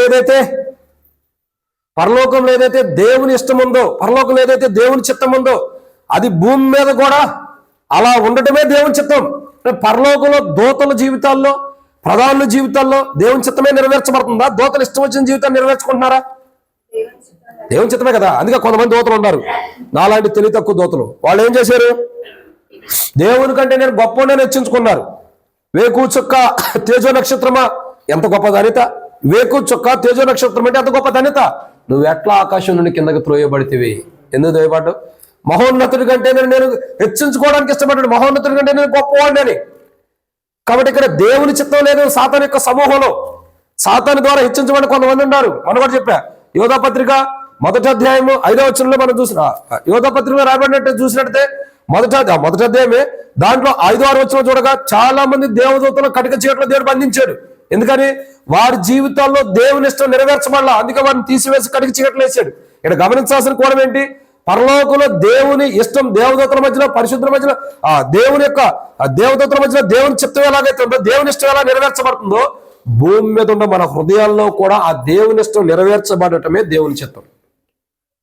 అందుకే పౌలు అంటాడు, ఒక గొప్ప మాట పౌలు అంటాడు, ఏమంటాడు? ఇక జీవించువాడు నేను కాదు, నా యందున్న క్రీస్తే. బ్రతుకుట క్రీస్తే, చావు అయితే లాభమే, మేలే. అంటే అర్థం ఏంటి? ఇక నేను కాదు జీవించేది, అది దేవుని చిత్తం. అంటే దేవుని చిత్తం అంటే ఏంటి? పరలోకంలో దేవుని ఇష్టం ఏదైతే ఉందో మన జీవితంలో కూడా మన ఇష్టం కాకుండా దేవుని ఇష్టం మనలో నివసించి దేవుని ఇష్టం మనలో నెరవేర్చబడటమే దేవుని చిత్తం. ఒకప్పుడు యేసుప్రభు రాకమునుపు ఎవడు దేవుని చిత్తాన్ని నెరవేర్చినోడు ఉన్నాడు చెప్పండి? ఒకడన్నా ఉండారా మనుషుల్లో? ఎవరన్నా మీరు ఎతికితే ఎవరు దొరకరు. పెద్ద పెద్ద రాజులు సైతమే, దావీదు రాజు పాపం చేసి తప్పాడు. ఇంకా మోషే దేవుడు చెప్పిన మాట కాకుండా ఏదో ఒక మాటని తప్పిపోయాడు, కానానికే పోలా.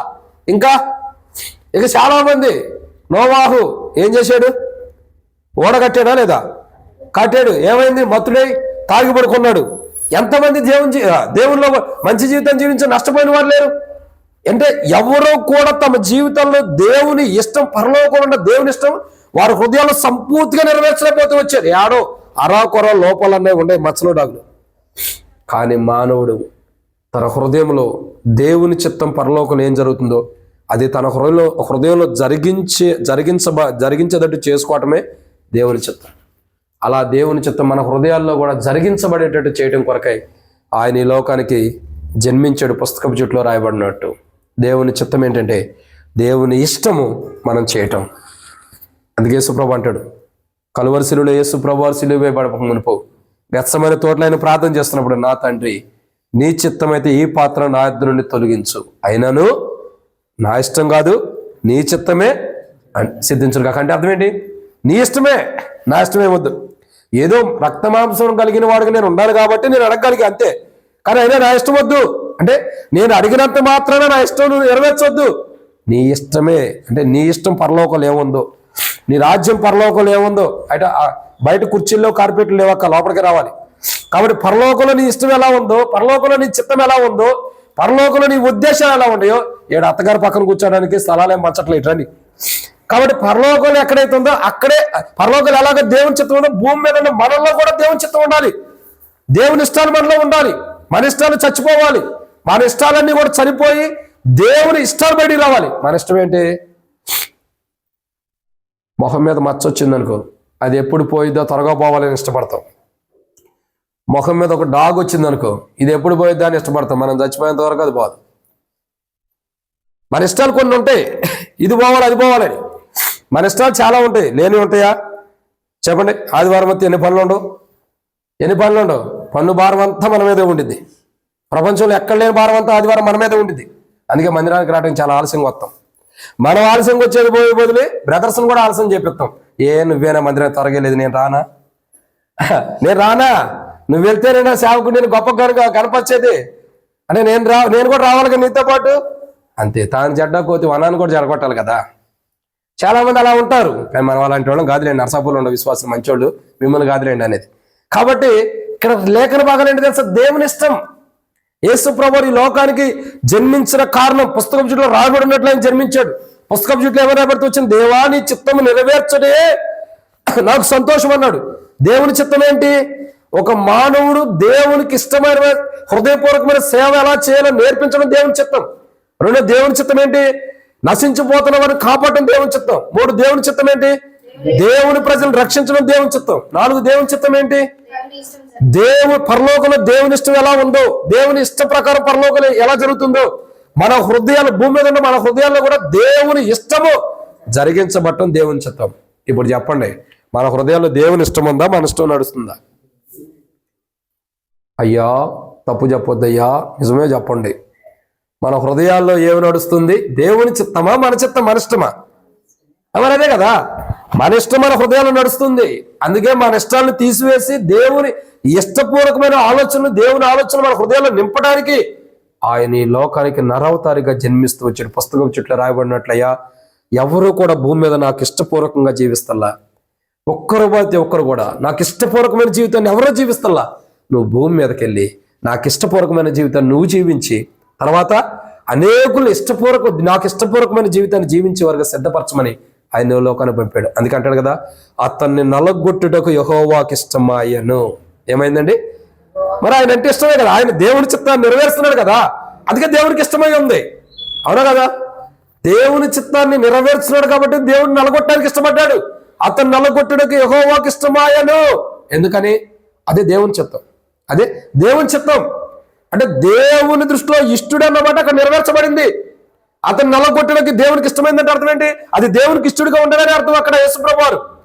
అంటే ఆయన దేవునికి ఇష్టడిగా ఎలా ఉన్నాడో, పరలోకంలో దేవుని ఇష్టాలు ఎలా జరుగుతున్నాయి, భూమి మీద కూడా మనం కూడా దేవునికి ఇష్టలు కూడా మన జీవితంలో కూడా దేవునికి ఇష్టమైన కార్యాలు మన హృదయాల్లో జరగాలని మోసహరమైన హృదయం, రాతి హృదయం, బండబారిపోయిన హృదయం, కఠినమైన హృదయాన్ని తీసివేసి మన హృదయంలో దేవుని ఇష్టం, పరలోకపు దేవుని ఇష్టం జరిగించబడాలని, ఆ దేవుని ఇష్టం మన హృదయంలో చేయడం కొరకై, ఆ దేవుని ఇష్టం మన జీవితంలో నెరవేర్చడం కొరకు ఆయన ఈ లోకానికి నరవతారిగా జన్మించిన వాడుగా ఉన్నాడు. ఇది ఎన్నో మాట? 4. 5వ విషయాన్ని చూద్దామండి. 5వ మాట దేవుని యొక్క వాక్యాన్ని చూసినట్టే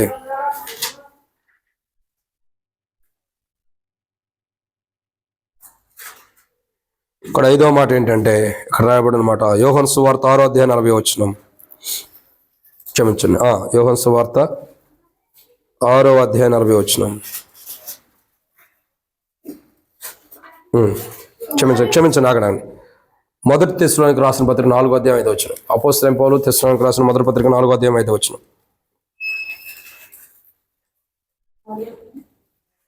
5వ వచనం. మీలో ప్రతివాడును దేవుని ఎరుగని అన్యజనుల వలె కామాభిలాషయందు కాక పరిశుద్ధాత్మ యందును ఘనత యందును తన ఘటనమును ఎట్లు కాపాడుకోవాలనో అది ఎరిగి ఉండుటయే దేవుని చిత్తము.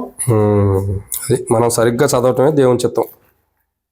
కాబట్టి ఇక్కడ చదువుతున్నటువంటి మాట నేను చదువుతున్నా చూడండి, చూసినటువంటి మాట.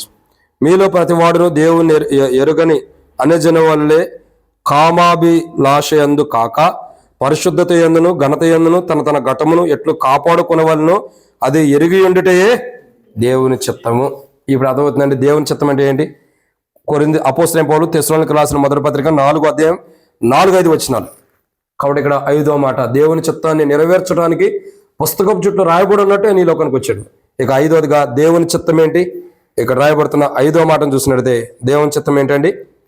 చూడండి, ఇట్లా ఇక్కడ మీలో ప్రతి వాడును దేవుణ్ణి ఎరుగని అన్ని జనుల వలె కామాభిలాషయందు కాక పరిశుద్ధత యందును ఘనత యందును తన ఘటమును ఎట్లు కాపాడుకోవడం వల్ల అది ఎరుగుండటే దేవుని చిత్తం అంట. దేవుని చిత్తం ఏంటండి?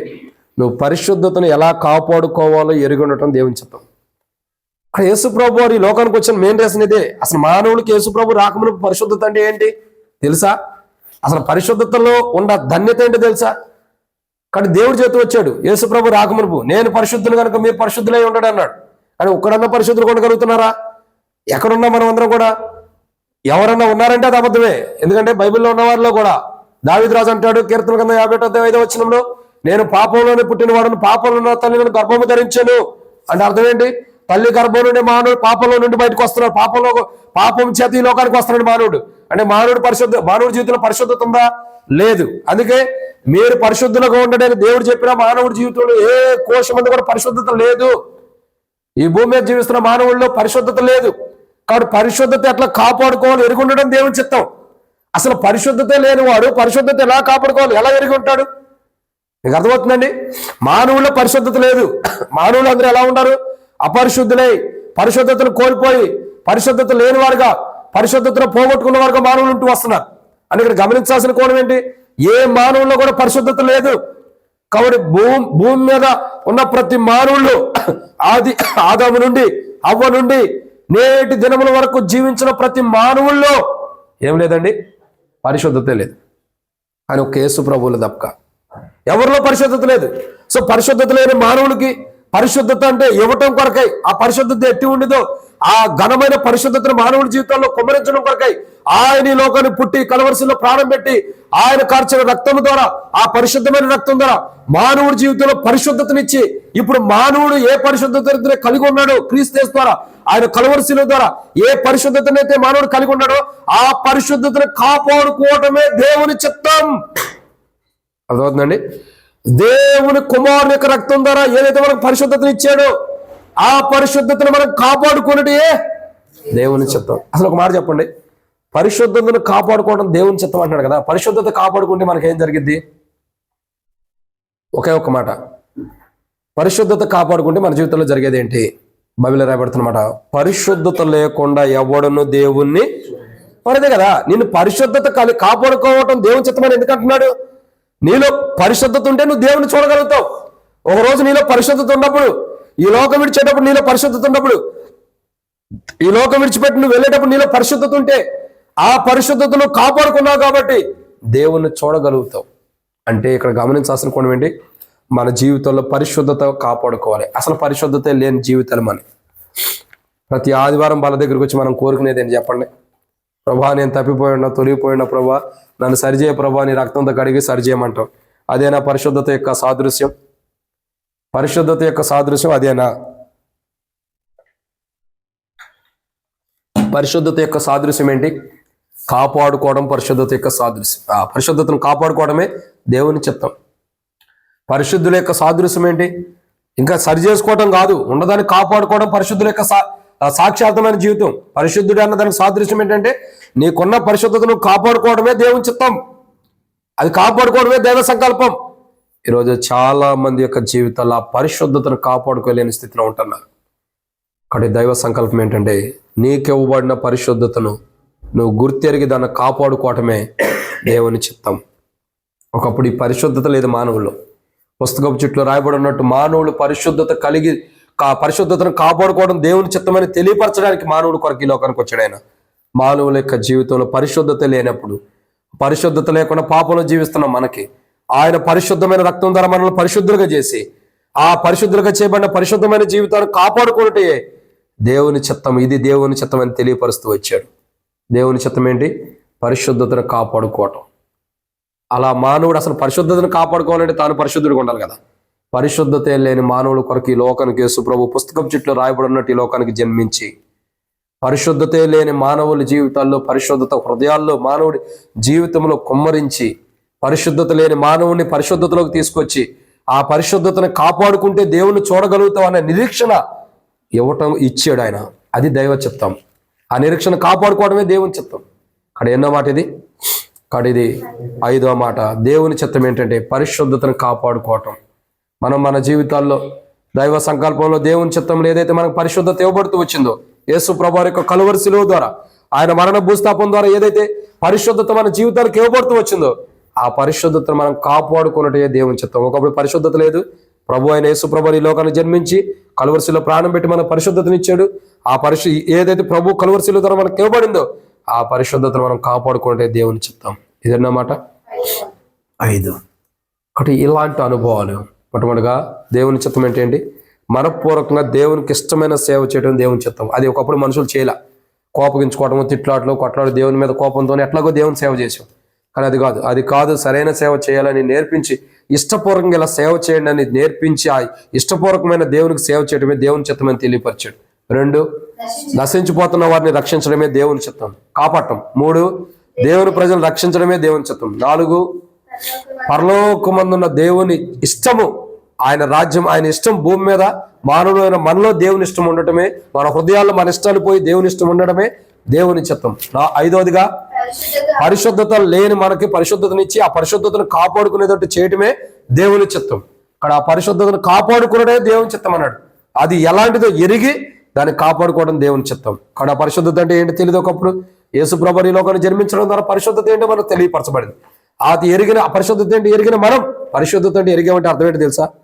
ఇది అబద్ధం, ఇది ఆడకూడదు, ఇది దేవుని దృష్టిలో తప్పు అని నీకు తెలిసిందంటే అర్థం ఏంటి? నువ్వు పరిశుద్ధుడిగా ఉండవని అర్థం. ఈ పాపం చేయకూడదు అని అంటే అర్థం ఏంటి? ఈ పాపం చేస్తే నేను అపవిత్రుడిని అవుతానంటే అర్థం ఏంటి? నువ్వు పరిశుద్ధుడిగా అవుతున్నావు అవేవని అర్థం. అంటే పరిశుద్ధత కాకమునుపు పాపం గురించి మనకు తెలియదు. పరిశుద్ధత అయ్యేం కాబట్టి ఒకప్పుడు మనం చేసిన పాపాలు ఈరోజు మనకు అసహ్యంగా అనిపిస్తున్నాయి. అది పరిశుద్ధత అంటే. పరిశుద్ధత కలిగి ఉన్నామంటే అర్థం ఏంటి? ఒకప్పుడు పాపాలు చేసుకుంటూ వెళ్ళిపోయాం, కానీ దాని విధానం మనకు తెలియదు.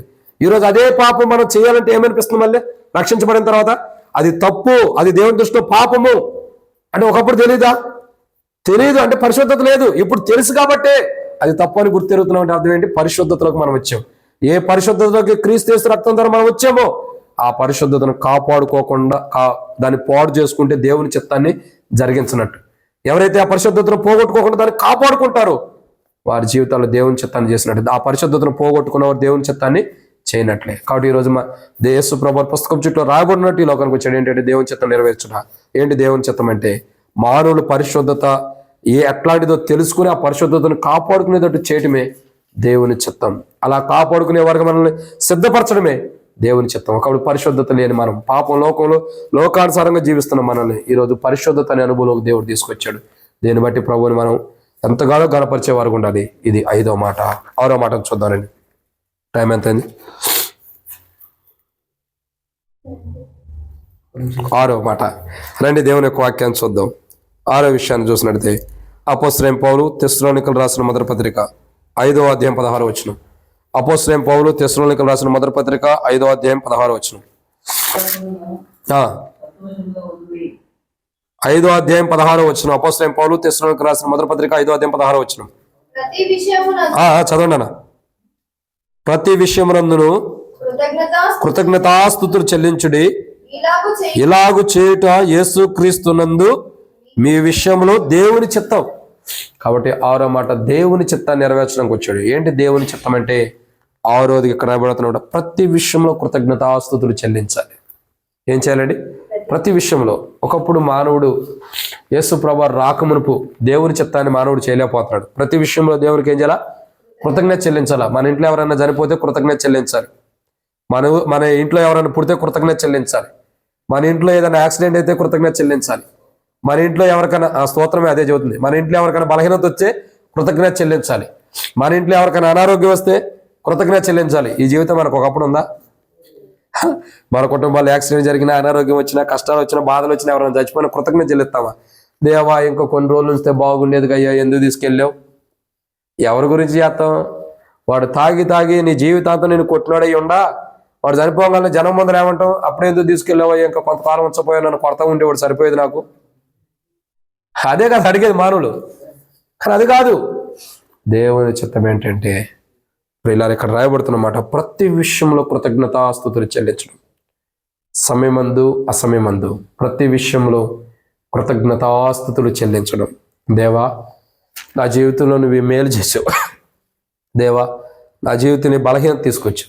దేవా నా జీవితాన్ని అనారోగ్యం వచ్చింది, నీ కృతజ్ఞతలు. అంటే మానవుడు యేసు ప్రభువు రాకమునుపు లోకానికి కృతజ్ఞత అంటే కూడా మానవుడు తెలియని స్థితిలో ఉన్నాడు. దేవుని చిత్తం నుండి అరాకొరా మంది తప్పక చాలా మంది కృతజ్ఞత చెల్లించడం ఏంటో మానవులు తెలియదు. ఏ సమయంలో చెల్లించాలో కూడా తెలియదు, ఎట్లో కృతజ్ఞత చెల్లించాలో కూడా తెలియదు. అని ఈరోజు యేసు ప్రభువారి యొక్క కృపను బట్టి అపోస్తలుడైన పౌలు తెస్సలోనికీయులకు రాస్తూ అంటాడు, దేవుని చిత్తం ఏంటంటే ప్రతి విషయంలో మీరు కృతజ్ఞతాస్తుతులు చెల్లించాలి. అదే దేవుని చిత్తం. యేసు ప్రభువారు కూడా దైవ సంకల్పంలో ఎన్నో పర్యాయములు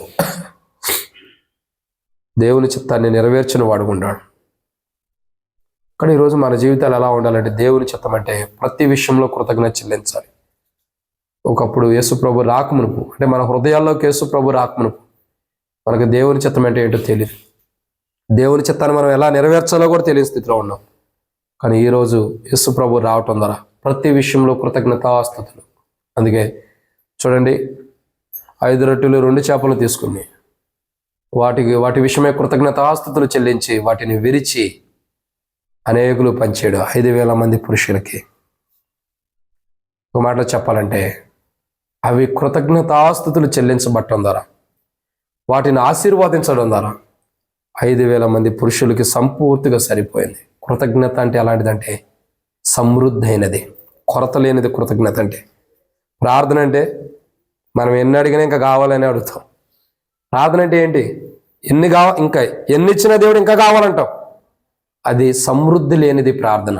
అంటే అక్కర్ల నిమిత్తమే అవసరం కొరకు దేవుని దగ్గర నుంచి పొందుకునే ప్రార్థన. కృతజ్ఞతలు అంటే సమృద్ధి. ఒకప్పుడు మన జీవితాల్లో సమృద్ధి అయిన క్రైస్తవ జీవితం ఉందా? సమృద్ధి అయిన విశ్వాస జీవితం ఉందా? ఏమీ లేదు. ఈరోజు సమృద్ధిగా ఉన్నామా లేదా? ఉన్నాం. దానికి కారణం ప్రభువైన యేసు ప్రభువారు. పుస్తకపు చుట్టూ రాయబడినట్టు ఆయన ఈ లోకానికి వచ్చి దేవుని చిత్తాన్ని నెరవేర్చాడు. ఆ దేవుని చిత్తం ఏంటి చెప్పండి? దేవుని చిత్తం ఏంటి? 6వ మాట, ప్రతి విషయంలో కృతజ్ఞతాస్తుతులు చెల్లించడం. అంటే ఒక విషయం 2 విషయాలని కాదు, సైడ్ ఉండక. ఒక విషయం 2 విషయాలని కాదు, ప్రతి విషయంలో కృతజ్ఞతాస్తుతులు చెల్లించాలి. ఇదిగో దేవా నా యెడల ఈ కార్యం చేసావు, ఇదిగో దేవా నా యెడల నువ్వు అద్భుతం చేసావని ప్రతి సందర్భంలో మన కష్టాలు బాధలు. ఒకప్పుడు యేసు ప్రభు రాకమునుపు ప్రతి విషయంలో కృతజ్ఞత చెల్లించే జీవితం మనకు లేదు. ఇప్పుడు యేసు ప్రభు రావటం ద్వారా ప్రతి విషయంలో కృతజ్ఞతాస్తుతులు మనం చెల్లించే వారు ఉంటున్నాం. ఇది 6వ మాట. 7వ విషయాన్ని చూద్దారండి. దేవుని యొక్క వాక్యాన్ని చూసినట్టే 7వ మాటను మనం జ్ఞాపకం చేసుకుంటూ వద్దాం. యోహాను సువార్త 6వ అధ్యాయం 40వ వచనం. యోహాను సువార్త 6వ అధ్యాయం 40వ వచనం.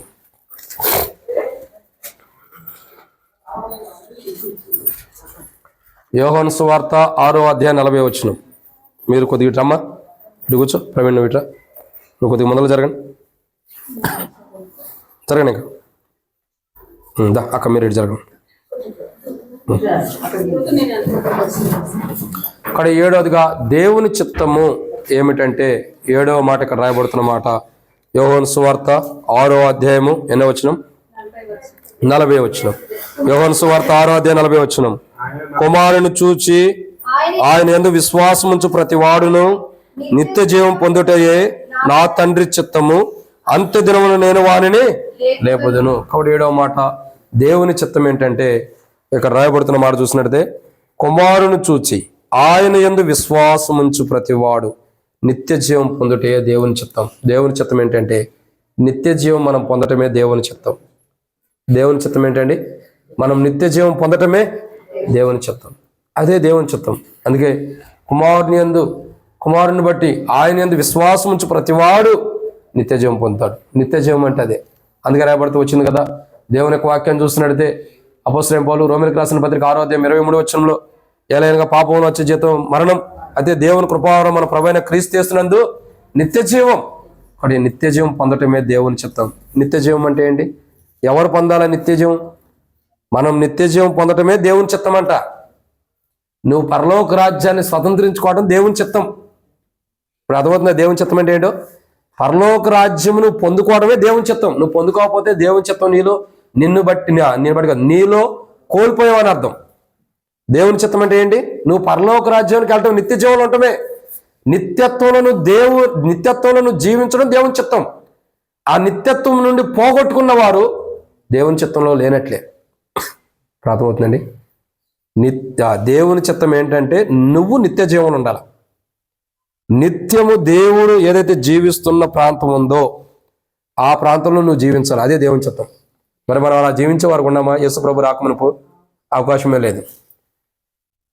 లేదు. ఎందుకంటే దావీదు రాజు అంటాడు, లోకులందరూ పోవాల్సిన మార్గాన్ని నేను పోతున్నా. ఎక్కడికెళ్ళే మనం? లోకులందరూ పోయే మార్గాన్ని పోయాం. అంటే పుడుతున్నాడు, చచ్చిపోతున్నాడు. ఎందుకు పుట్టాడు, ఎందుకు చచ్చిపోయాడు ఎవరికీ అర్థం కావట్లా. ఎందుకు పోతున్నావు అర్థం కావట్లా. పుడుతున్నాం, చచ్చిపోతున్నాం. ప్రయోజనం ఏంటి? ఇప్పుడు దేవుని చిత్తం ఏంటో మనకు యేసు ప్రభువారు పుట్టిన తర్వాత తెలిసింది. ఏంటి దేవుని చిత్తం? నువ్వు నిత్య జీవం ఉండాలి. నిత్యత్వంలో ఆయన నిత్యత్వంలో నువ్వు ఉండాలి. అది దేవుని చిత్తం. అందుకే చాలామంది చనిపోయినప్పుడు వారు తమ గృహాన్ని చేరేరని రాస్తారు. అంటే నిత్యత్వపు గృహానికి వెళ్ళిపోతున్నారు. దేవుడు ఏ నిత్యత్వాన్ని తనకి ఇవ్వాలని ఇష్టపడ్డాడు, ఆ నిత్యత్వాన్ని పొందుకుని స్వతంత్రించుకోవడమే దేవుని చిత్తం. ఒకప్పుడు మానవులకు అది లేదు. దేవుని చిత్తాన్ని నెరవేర్చడం మానవుకు లేదు. ఈరోజు మానవుల మీద మనకు వచ్చింది దేవుని చిత్తం. ఏంటంటే నిత్యత్వానికి వెళ్ళే ధన్యత, ఆ నిత్యత్వంలో ఉండే ధన్యత దేవుడు మనకి ఇచ్చాడు. ఏంటిది? అది నిత్యత్వ ధన్యత. ఒకప్పుడు యేసు ప్రభు రాకమునుపు ఒకప్పుడు మనం నిత్య జీవానికి వెళ్ళే ధన్యత మనకు లేదు. మనం అందరూ త్రోవ తప్పి పనికి మాలిన వారేరంటే అర్థం ఏంటి? బైబిల్లో రాయబడుతూ వచ్చిందా లేదా? అందరూ త్రోవ తప్పి ఏకముగా పనికి మాలిన వారేరంట. అంటే ఒక్కడైనా మంచోడు లేడా? బైబిల్లో రాయబడుతూ వచ్చింది. ఒక్కడు కూడా నీతిమంతుడు లేడు, ఒక్కడైనాను లేడంట. అంటే అర్థం ఏంటి? భూమి మీద నిత్య జీవాన్ని పొందుకోవడానికి ఒక్కడు కూడా లేడు. అర్థమవుతుందండి? యేసు ప్రభు వారు వచ్చిన తర్వాతే, ఆయన కలవరిశిలో ప్రాణం పెట్టిన తర్వాతే, ఆయన కంటే ముందర చనిపోయిన వారికి సత్య సువార్తను ప్రకటించి వారిని తీసుకొచ్చి పరదేశంలో పెట్టాడు అంటారు పెద్దలు. తర్వాత మనల్ని పరదేశంలో పెడుతున్నాడు అక్కడ. అంటే యేసు ప్రభు రాకమునుపు నిత్యత్వాన్ని పొందుకున్నవాడు లేడు, యేసు ప్రభు వచ్చిన తర్వాతే నిత్యత్వాన్ని పొందుకున్నవాడు లేడా? అప్పుడు లేడు ఇప్పుడు లేడు అంటారా? అంతేనా? పొరపాటు. అది కూడా అర్థం కాలేదేం వాక్యం. యేసు ప్రభు రాకమునుపు నిత్యత్వపు జీవితం, నిత్యత్వాన్ని పొందుకునే జీవితం మానవుడికి లేదు. యేసు ప్రభు ఈ లోకానికి జన్మించి అసలు నిత్యత్వం అంటే ఏంటి, ఆ నిత్యత్వంలో ఏముంది నీ కొరకు, దేవుడు ఏం సిద్ధపరుస్తున్నాడు, దేవుడు ఏముంచాడు నీ కొరకు, నీకు దేవుడు ఏమి ఇవ్వబోతున్నాడు, ఆ నిత్యత్వంలో నువ్వేం చేయబోతున్నావో తెలియపరిచి ఆ నిత్యత్వం కొరకు సిద్ధపరచడమే దేవుని చిత్తం. ఓ మాట చెప్పాలంటే దేవుని చిత్తం ఏంటంటే మనము దేవుని నిత్యత్వానికి వెళ్ళాలన్నమాట మనం తెలియపరిచి మనల్ని నిత్యత్వాన్ని సిద్ధపరచడమే దేవుని చిత్తం. మన ఎలా దేవుని చిత్తం ఏంటి తెలుసా? మనము నిత్యత్వమును స్వతంత్రించుకోవడమే దేవుని చిత్తం. ఏంటి? ఆ నిత్యత్వాన్ని స్వతంత్రించుకోవడమే దేవుని చిత్తం. ఏదైతే దేవుడు నివసిస్తున్న పరలోక రాజ్యం నిత్యత్వం ఉందో దాన్ని మనం పొందుకోవడమే దేవుని చిత్తం. ఎవరైతే పొందుకోరో వాళ్ళు దేవుని చిత్తం లేని వారని అర్థం. నేను ఇంకో మాట చెబుతా, దేవుని మందిరానికి వచ్చిన వాళ్ళందరూ నిత్యత్వాన్ని పొందుకోలేరు. మరలా చెబుతున్నా చూడండి, ఎప్పుడు చెబుతా ఉంటా నేను, దేవుని మందిరానికి వచ్చిన వాళ్ళందరూ పరలోకానికి వెళ్ళరు, అట్లనే దేవుని మందిరానికి వచ్చిన వాళ్ళందరూ నిత్యత్వానికి వెళ్ళరు. దైవ సంకల్పంలో ఆ నిత్యత్వాన్ని పొందుకోవాలని సిద్ధపాటు కలిగి భూమి మీద సిద్ధపడిన వారు మాత్రమే, నేను ఆ నిత్యత్వాన్ని చూడాలి అని ఆశ కలిగిన వారు మాత్రమే ఆ నిత్యత్వాన్ని పొందుకోగలుగుతారు. ఒకటి అట్టు అనుభవం దేవుడు మనకు తీసుకొచ్చాడు. అక్కడ 7వ మాట ఏంటి? 7వ మాట దేవుని చిత్తం ఏంటంటే నిత్యత్వమును మనం పొందుకోవటమే, నిత్య జీవం.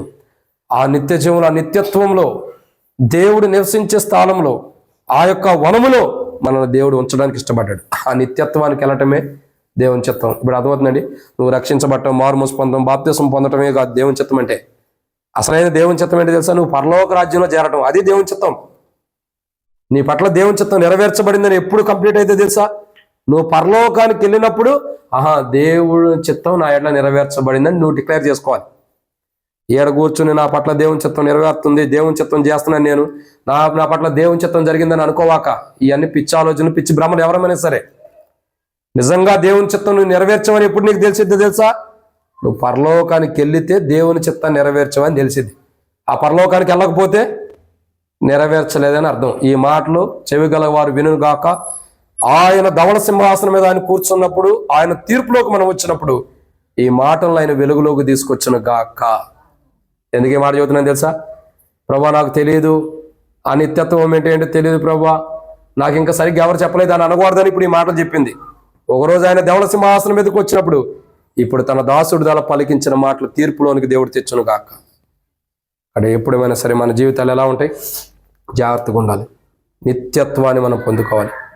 ఆ నిత్యత్వంలోకి మనం వెళ్ళటం కొరకై ఈ లోకంలో మనం ఏం చేయాలా? సిద్ధపడాలి. ఆ నిత్యత్వాన్ని పొందుకోవడం కొరకు మనం సిద్ధపడటమే దేవుని చిత్తం. నువ్వు నిత్యత్వంలోకి వెళ్ళలేదంటే, నిత్య రాజ్యంలోకి నువ్వు వెళ్ళలేదంటే, నువ్వు నరకానికి వెళ్ళిపోయావంటే, రక్షణ మారుమూసి బాప్తిసం పొందిన దేవుని చిత్తం లేదని అర్థం. ఇక్కడ ఈరోజు మనం ప్రార్థన చేసుకుందాం. దేవుని చిత్తం కలిగిన వారమై దేవుని చిత్తాన్ని మనం జరిగించాలి. యేసు ప్రభువారు దేవుని చిత్తాన్ని చేయడానికి ఈ లోకానికి వచ్చాడు. మొట్టమొదటిగా దేవుని చిత్తం ఏంటి? మనపూర్వకంగా దేవునికి ఇష్టపూర్వకమైన సేవ. కోపంతో, ద్వేషాలతో, అసూయతో, కక్షలతో ఏదో చెప్పారని చెప్పి అయిష్టంగా సేవ చేయటం కాదు. ఇష్టపూర్వకంగా దేవుని సేవ ఎలా చేయాలో నేర్పించడానికి ఈ లోకానికి వచ్చాడు. అది దేవుని చిత్తం. ఇష్టపూర్వకంగా దేవుని సేవ చేయటమే దేవుని చిత్తం. 2, నశించిపోతున్న వారిని కాపాడటం దేవుని చిత్తం. 3, దేవుని ప్రజలు రక్షించడం దేవుని చిత్తం. 4, పరలోకంలో దేవుని ఇష్టం ఎలా ఉందో భూమి మీద కూడా మన హృదయాల్లో దేవుని ఇష్టం నడవటమే దేవుని చిత్తం. 5,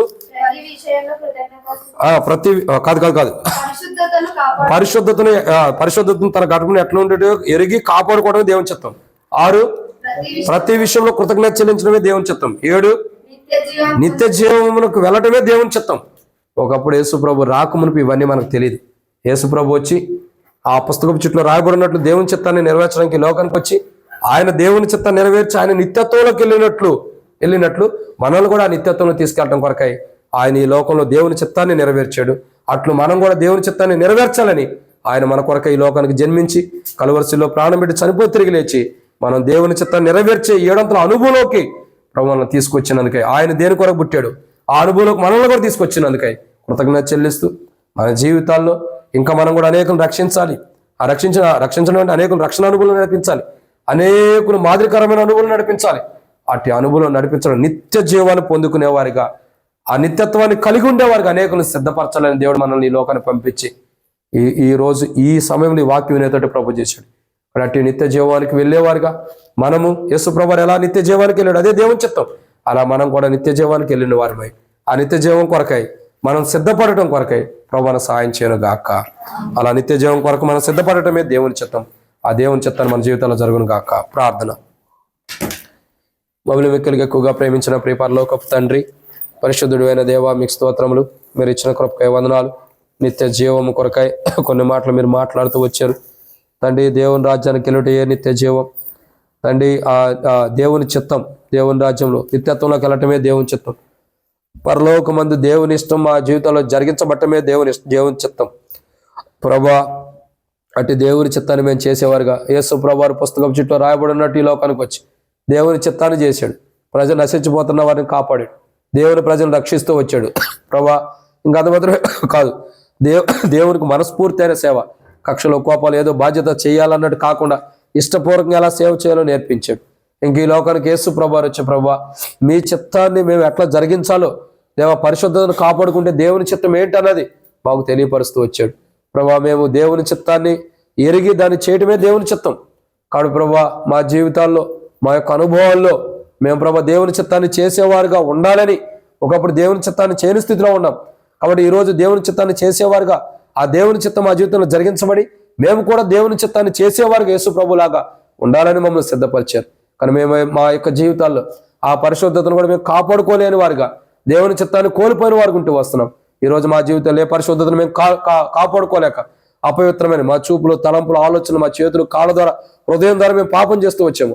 దాన్ని క్షమించి ఏ పరిశుద్ధతను మేము కోల్పోయామో తిరిగి దేవుని చిత్తం, ఆ పరిశుద్ధతను కాపాడుకున్న దేవుని చిత్తం కాబట్టి ఆ పరిశుద్ధతను మేము ఇక నుండి మాకు అనుగ్రహించండి, అది కాపాడుకునే వారుగా స్థిరపరచమని, ఇప్పటి నుండి మేము దేవుని చిత్తాన్ని చేసుకుంటూ ఈ లోకయాత్ర ముగించే వారుగా స్థిరపరచమని, మమ్మల్ని యేసు ప్రభువు ఈ లోకానికి పుస్తకం చుట్టూ రాబడి ఉన్నట్లు వచ్చాడు. ఎందుకంటే దేవుని చిత్తం ఏంటో చేయడానికి, ఆ దేవుని చిత్తం ఏంటన్నది 7 విషయాలు చూసాం.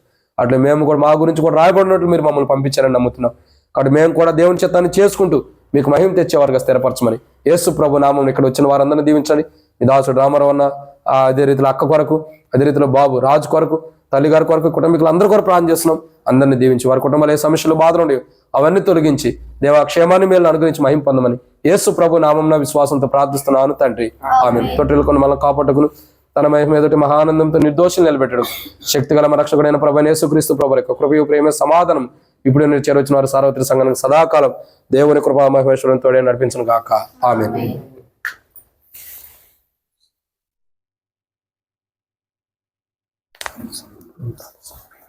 Praise lord.